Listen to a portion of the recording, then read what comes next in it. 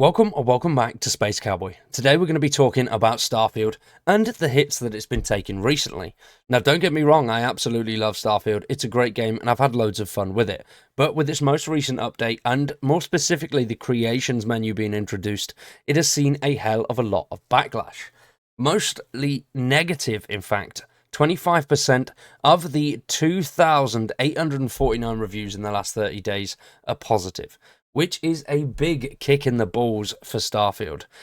It is now sitting at just 59% of the last 100,000 user reviews being positive, so it's not looking good at the moment.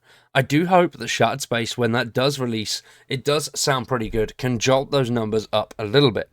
Obviously, Shattered Space is a DLC, so for people that haven't bought the special edition, they will have to pay for it.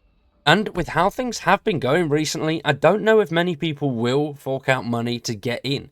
I will have it because I have the special edition, but I think a few people that just bought the base game may not actually return and put money into Bethesda to get more, considering how a lot of people felt at the release of Starfield back in September of 2023.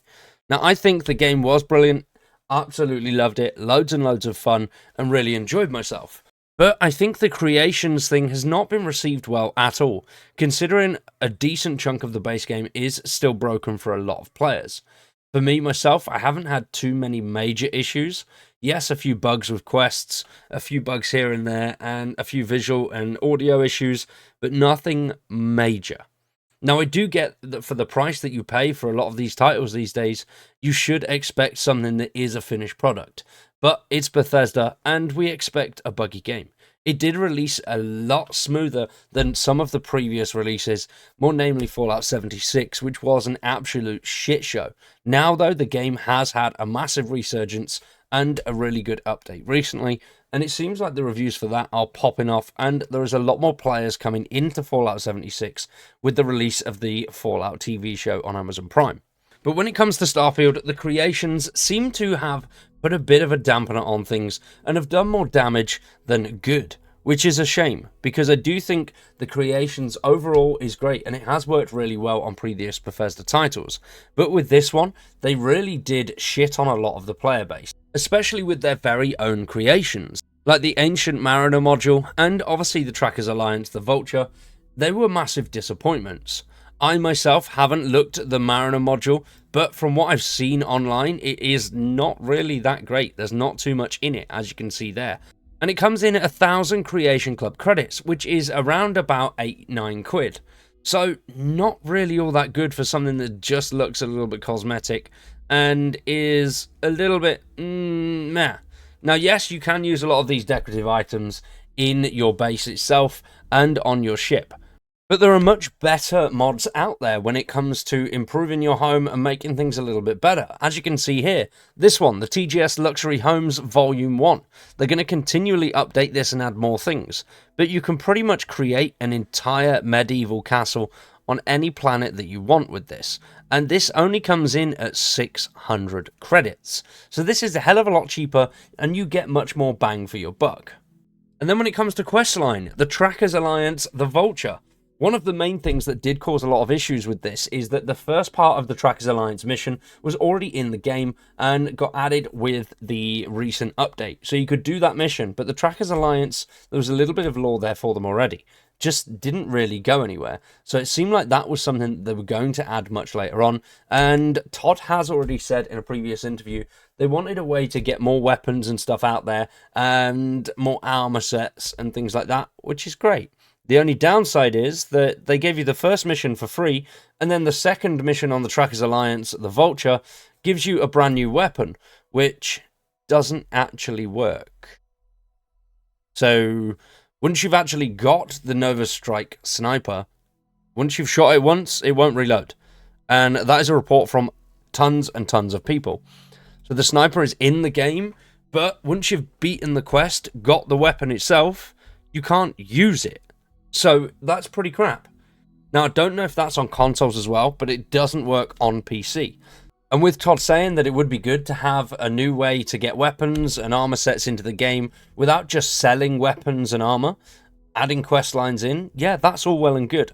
And a lot of people don't mind paying for additional parts like weapons armor skins, stuff like that. I understand that people would like and prefer having things like that set aside, not having first parts of quests in the game and then the rest of it locked behind a paywall. This come in at 700 Creation Club credits, which works out at, once again, around about that £9, because it costs, I think it's $8.99 for 1,000 credits. So you have to buy the 1,000 anyway. But if you have got the pre-order or bought the special edition, that come with an additional 1,000 credits for free. But then when you compare that price here to the 500 credits for just the StarSim mining conglomerate, now this is basically a whole mission set that you go through, which has you joining the Argos Extractant Company. So you can do all sorts of missions, and they're going to continue to improve and add upon this. It will take you to a giant space station, which there you'll be introduced to a lot of the Argos mining extracting facilities, and you'll be able to go and do certain missions, stuff like that, which is really, really cool. And it adds a whole load more bang for your buck, rather than just that 20 to 35 minute mission, which gets you a weapon that doesn't even work. So I understand people's confusion and upset with the fact that they are charging for stuff that hasn't really been tested. And we also don't know the revenue split between creators and Bethesda themselves. They have said that the Creations is a great way for modders to earn a living and an income from what they create. And I think everybody in the gaming community can get behind that. I completely agree that modders should get a little bit more for what they do. They do amazing things and they revitalize many games, making them much more replayable and adding the lifespan, sometimes even a decade in. Look at things like Skyrim. That has been made absolutely phenomenal, and modders have made so much for that, and it's still a great game decades on. And I completely agree with having modders paid for their work. But what is the revenue split here? Are they getting 10%, or is Bethesda taking 10% and they're getting 90%? I'd like to think that that's the way, but I highly doubt it.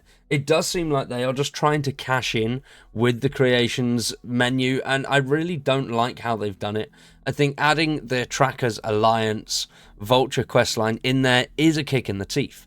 But when it comes to things like this, they've added the Starborn Gravis suit, they've added the Observatory. Things like that are great. And I absolutely love that they've added those in for free. But then little things like this, the Constellation plushie set, I don't think anybody has a problem paying for things like this. I think having that at the 700 credits and then the Vulture mission for free would have been a better move. Or having specialist armor and weapons on their own without a quest line.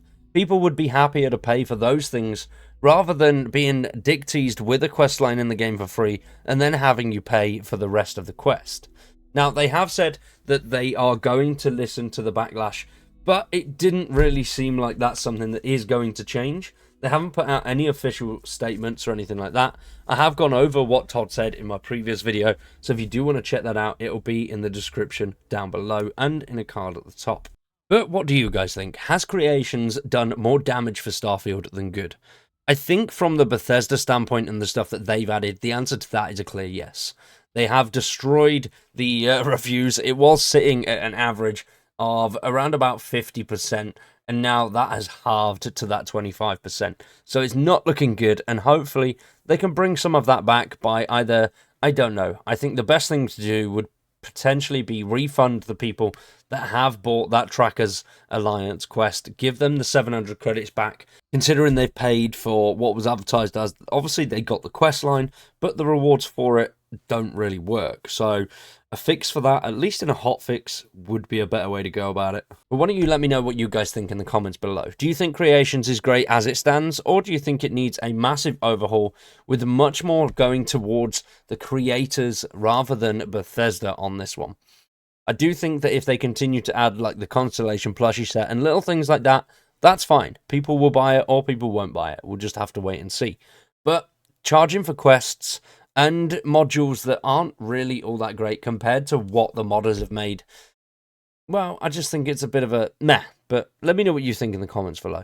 For now, though, we're going to wrap that one up there. I've been Cowboy. You've been awesome. Thanks for watching,